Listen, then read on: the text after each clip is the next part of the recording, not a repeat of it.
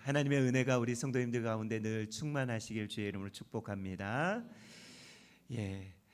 예수님께서 이 땅에 오셔서 33년을 사시고 그리고 승천하시고 하나님 보좌 우편에 앉아 계십니다. 승천하시기 전에 예수님께서 유언처럼 말씀하셨던 말씀들이 있습니다. 그것이 마태복음에서는 모든 족속으로 제자를 삼으라 라는 그런 말씀을 유언처럼 하셨고요. 마가복음에서는 온 천하에 다니면서 복음을 전하라 라고 그렇게 말씀하셨습니다. 예수를 믿는 우리에게 복음을 전하라는 사명은 동일한 사명인 줄로 믿습니다. 예수를 믿는 우리의 사명은요, 언제나 복음 전파의 사명을 가지고 있습니다. 그냥 내 삶이나 잘 되었으면 좋겠습니다. 아니요, 이것은 우리를 이 땅에 두신 하나님의 사명대로 사는 삶이 아닙니다. 복음 전파의 사명을 예수님은 우리 예수 믿는 모든 사람에게 주신 줄로 믿습니다. 그렇다면 우리는 왜 복음을 전해야 될까? 왜 복음을 전해야 될까? 그냥 나만 잘 믿고 잘 살아가면 될 텐데 왜 복음을 전해야 될까라는 그런 생각을 해보게 될 때, 그것은 하나님은 이 세상에 있는 모든 사람들을 소중히 여기시기 때문입니다. 하나님은요, 이 땅에 살아가는 모든 사람들, 생명 있는 모든 사람들을 사랑하고 계십니다. 성경 66권 중에 우리가 제일 중요한 구절을 꼽으라면 단연코 요한복음 3장 16절을 꼽게 됩니다. 다 잘 외우고 계시죠? 시작. 하나님이 세상을 이처럼 사랑하사 독생자를 주셨으니 이는 저를 믿는 자마다 멸망치 않고 영생을 얻게 하려 하심이니라. 아멘. 훌륭하십니다. 이 정도 되시면 충분히 복음을 전하고도 남음이 있습니다. 여기서 세상을 이처럼 사랑하셨다라는 것은, 그런 의미는 예수님께서 죽기까지 나를 사랑하시고요, 세상 모든 사람들을 사랑하셨다라는 것입니다. 우리가 이 말씀을 묵상하게 될 때 세상을 사랑하셨다라고 하는데, 그 범위를 나에게만 적용하면 안 되고요, 나를 넘어서 우리 가정을 넘어서 지역을 넘어서 온 열방으로 향해야 되는 줄로 믿습니다. 예수 믿지 않는 사람들, 그 사람들을 위해서도 예수님께서는 그 한 몸 그 목숨을 죽으셨다라는 것이죠. 이 세상의 모든 사람들, 전 인류를 위해서 예수님이 십자가 지신 것입니다. 예수님의 공생애를 보면요, 예수님이 세상 모든 사람들을 사랑하셨음을 성경 곳곳에 기록하고 있는데, 그것은 세상 사람들에게 비난을 받고 외면당하는 창녀를 받아주시고 그에게 믿음 주셨습니다.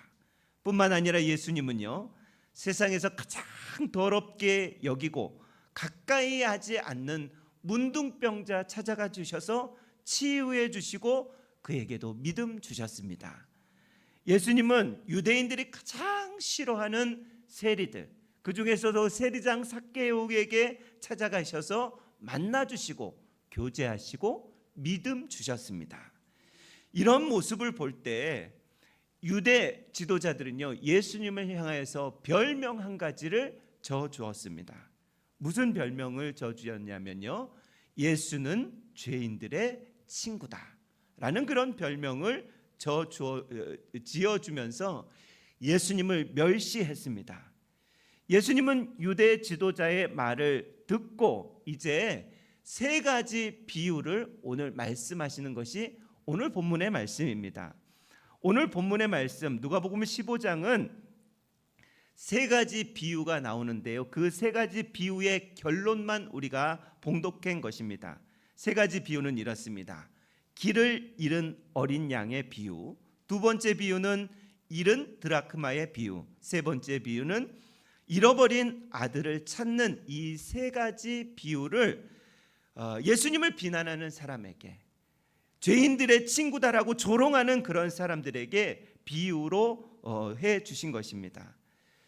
누가복음 15장의 말씀, 오늘 이 세 비유에 공통점이 있는데요. 그것은 무엇인가 중요한 것을 잃어버렸다라는 첫 번째 공통점이 있습니다.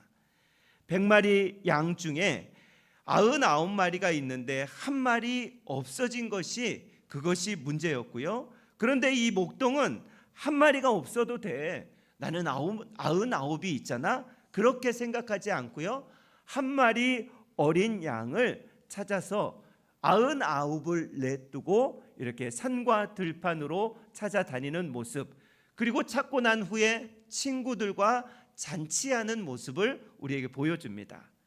여러분, 한 마리 양도 중요하다라는 메시지가 이 안에 숨어 있는 것입니다. 두 번째 비유는요, 잃은 드라크마의 비유입니다. 한 여인이 집에서 이제 10드라크마를 가지고 있는데 한 드라크마를 잊어버린 거예요.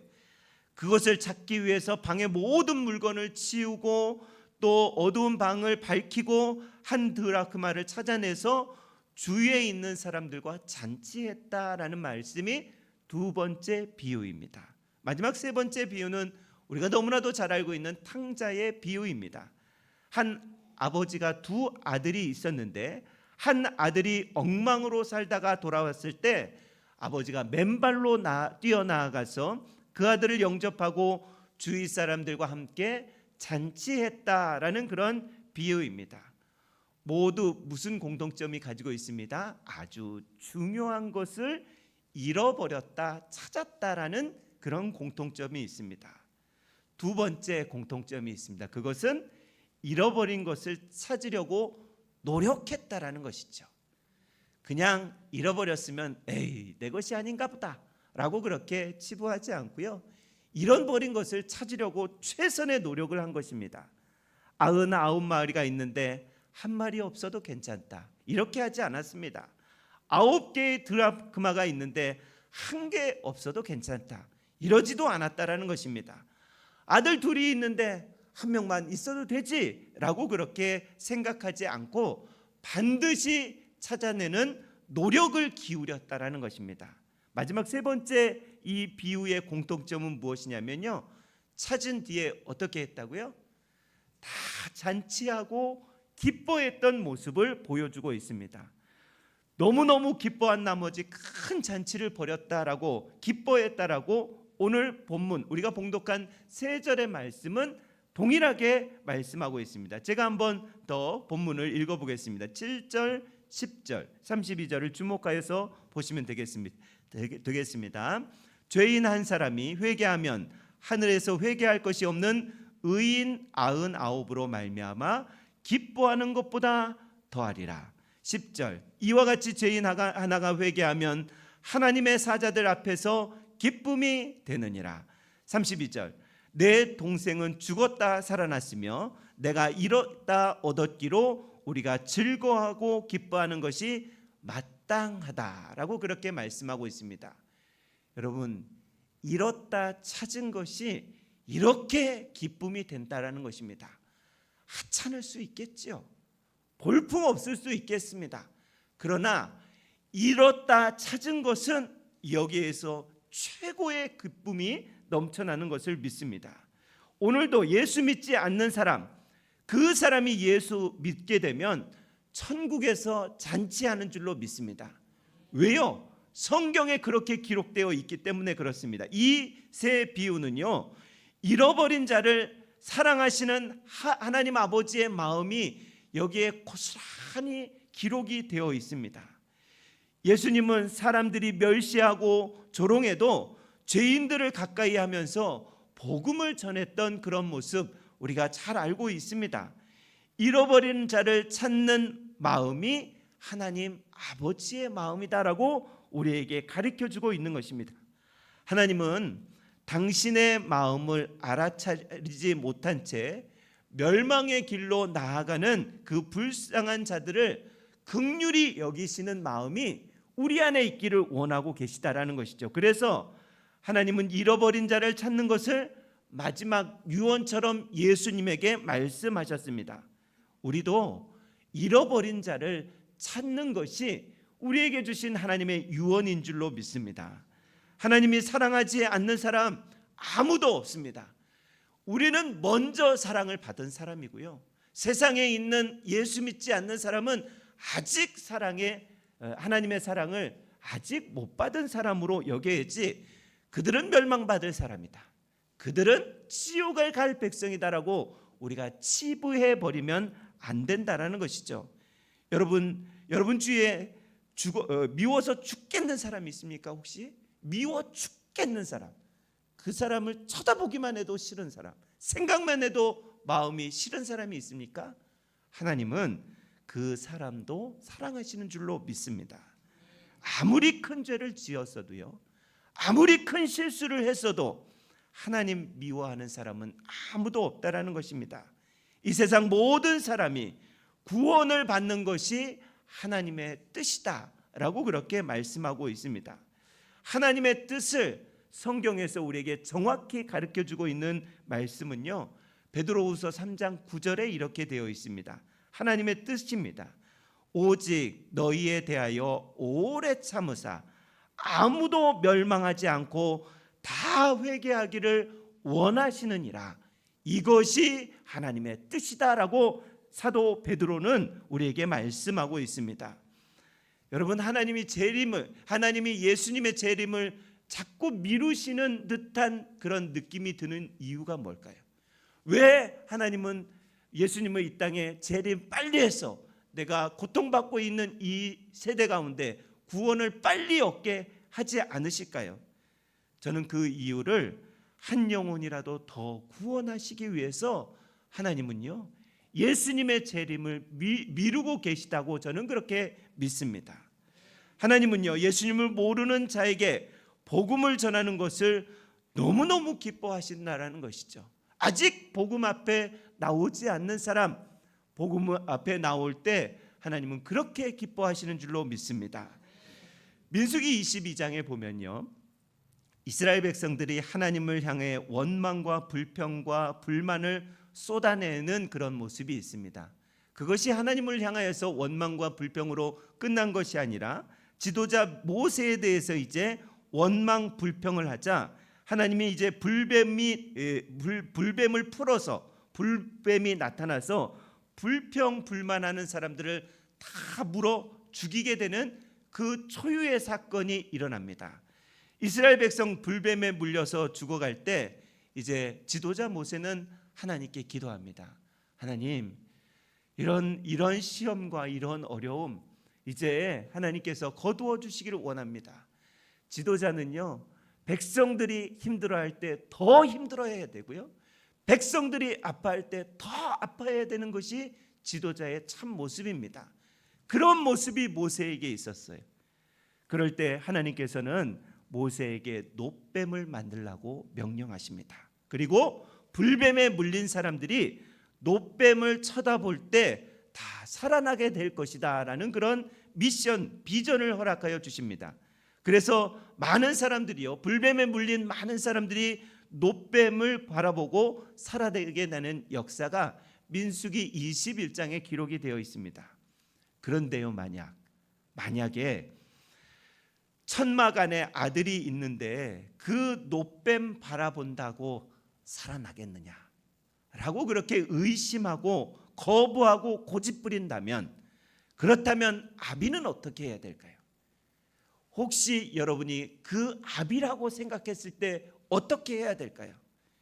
여러분, 불뱀에 물려 독이 퍼져서 죽어가고 있는데, 뱀 때문에 내가 죽어가고 있는데 또 뱀을 바라보라고 하는 거냐라고 아비의 권유를 거부한다면, 고집부리고 있다면 그 아들 어떻게 해야 될까요?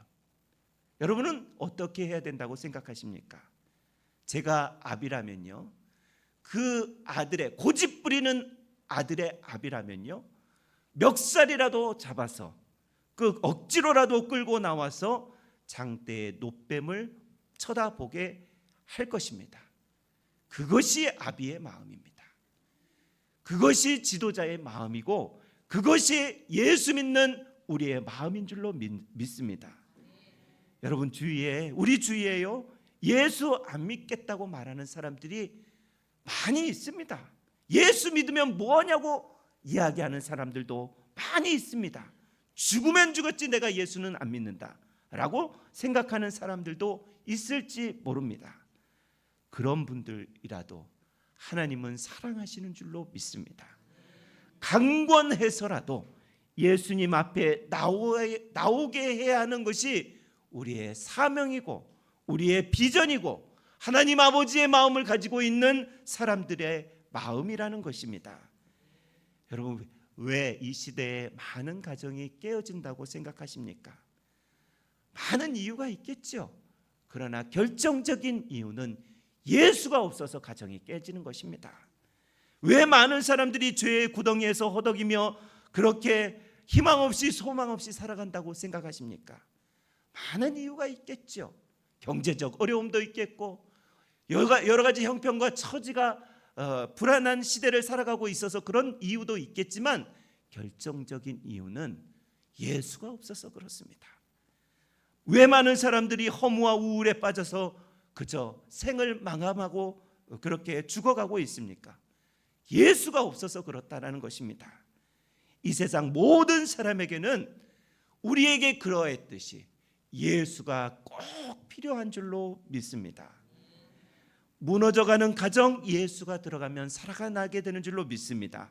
허무와 절망 가운데 있는 사람, 예수 믿으면 살아나는 줄로 믿습니다. 예수를 만나서 회복되지 않는 사람 이 세상에 한 명도 없다라는 것이죠. 살인자, 강도, 세리 등이 죄인된 삶을 살아가다가 예수를 만났을 때 모두 회복되고 살아나는 역사를 우리가 성경 곳곳에서 볼 수 있다라는 것이죠. 우리 주변에 재정이 없어서 고통당하는 사람이 있습니까?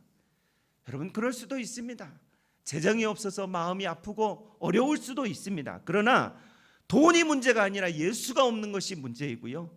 부부간의 문제로 갈등과 싸움이 일어나는 것은 전문가의 상담도 필요하겠지만 그러나 예수가 절실히 그 가정 가운데 필요하다는 것이죠. 생명의 예수님이 계신 곳에는 모든 것이 해결되는 은혜가 있는 줄로 믿습니다. 하나님은요, 이 세상 모든 사람을 사랑하고 있기 때문에 그 사랑을 우리가 전해야 될 사명이 있는 것입니다. 여러분, 그 사명 저와 여러분이 감당해낼 수 있기를 바랍니다. 그렇다면 본질적인 질문을 한 가지 더 해보겠습니다. 어떻게 예수를 전할 수 있을까? 이것이 우리에게 있어서 본질적인 질문일 것입니다. 마태복음 5장 13절에는요 이렇게 말씀하고 있습니다.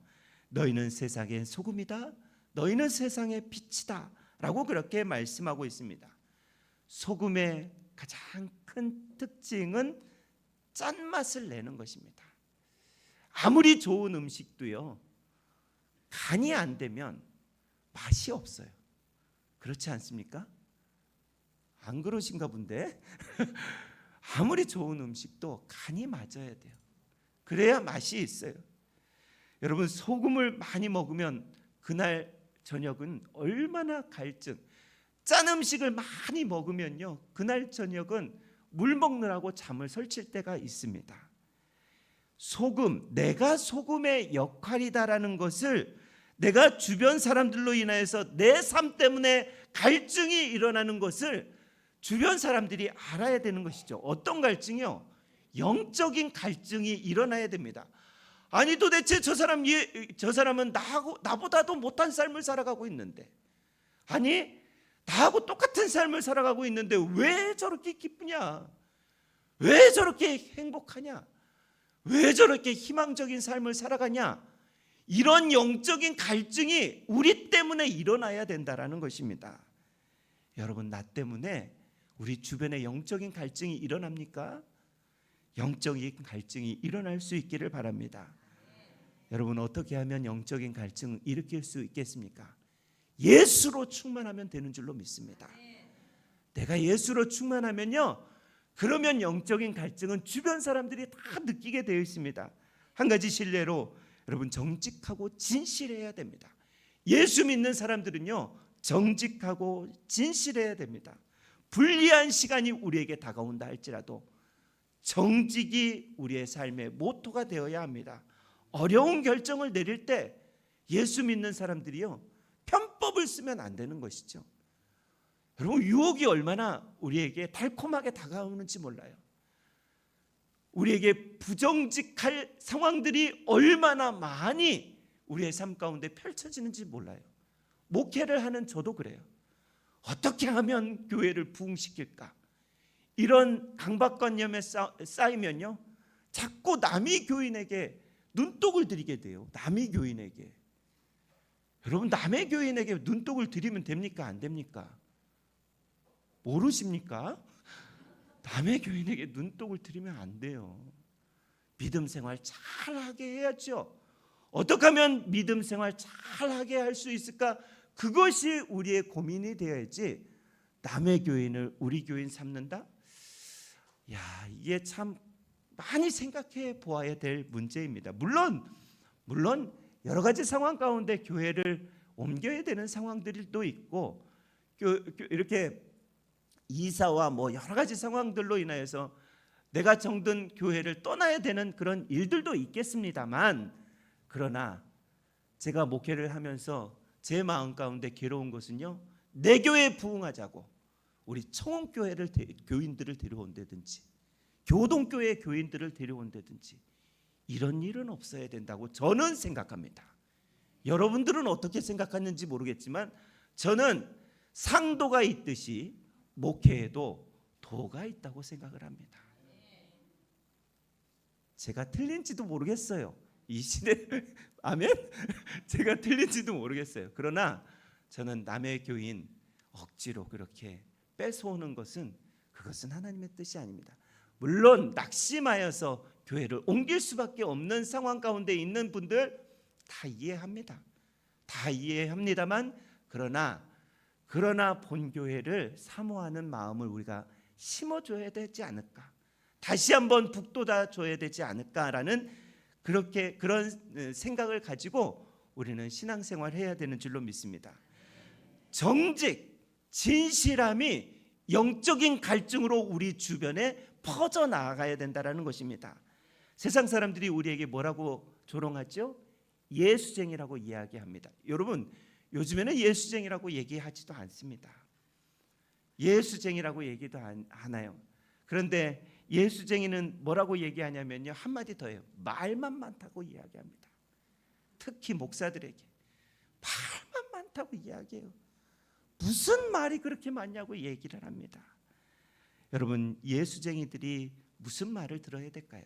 목사들이 무슨 말을 들어야 될까요? 교회 지도자들이 무슨 말을 들어야 될까요? 저분은 정직하다, 저분은 진실하다라는 그런 이야기를 들어야 될 줄로 믿습니다. 여러분, 갈증을 일으키기 위해서, 영적인 갈증을 일으키기 위해서는요, 친절을 베풀어야 되는 것이죠. 예수님처럼 살아야 갈증이 일어납니다. 여러분, 성경 곳곳에는 친절을 베풀라, 긍휼을 베풀라라는 말씀이 차고 넘친다라는 것입니다.